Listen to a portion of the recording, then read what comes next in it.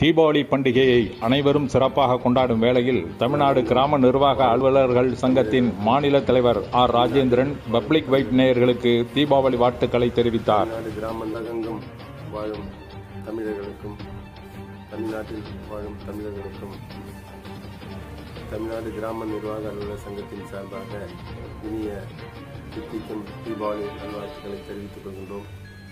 இத்திருநாளில் அனைத்து தீமைகளும் அழிந்து புத்தொளி அனைத்து தமிழர்கள் வாழ்விலும் நவீன பரிமாணத்துடன் அடியெடுத்து வைக்க எல்லாம் வல்ல இறைவனை பிரார்த்திக்கின்றோம்.